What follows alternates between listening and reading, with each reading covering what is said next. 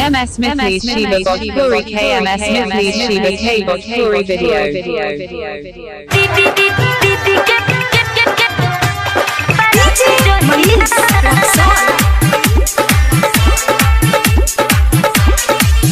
जिद काहे करेलो ए राजा, जिद काहे करेलो ए राजा, सुनो बतिया के मानो तू, काहे बाड़ो तू अगुताइल, अभी होई ना कुछ तो रोजे रोजे देते देके करेलू ना भेंट, हमारा से होई नहीं सुनाय बावे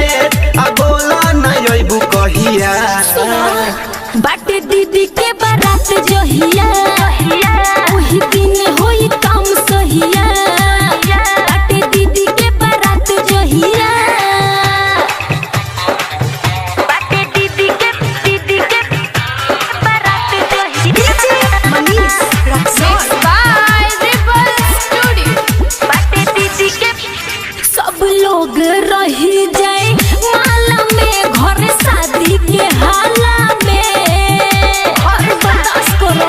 अरे नहीं हो हम कैसे बताई ए रानी बानी कौना हो हाल में, बानी छटपटाते ऐसे जैसे फंसे मछली हो जाल में।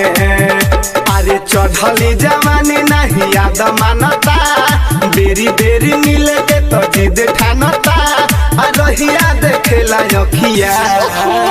बाटे दीदी के बारात जहिया, वही दिन होई काम सहिया, बाटे दीदी के बारात जहिया, बाटे दीदी के बारात जहिया। मनीष रक्सौल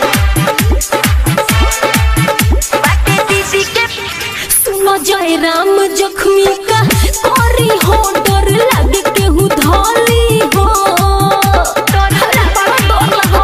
काहे हो अरे टेंशन काहे तू लेते बारू, देखो तानी गली गली हो, सुन हो ये जाने चो मुखिए पदी हो रास्ता बदली हो। अरे भूषण अवधेश से तू मत डरी हो, रबिया राहुल से तू मत कही हो कि साथे रहेला खुदिया। बाटे दीदी के बारात जहिया, वही दिन होई काम सहिया, बाटे दीदी के बारात जहिया। तो रोजे रोजे देते देके करेलू ना भेंट, हमारा से होई नहीं सुनाय बावे, आ बोला नहीं अइबू कहिया। बाटे दीदी के बारात जहिया।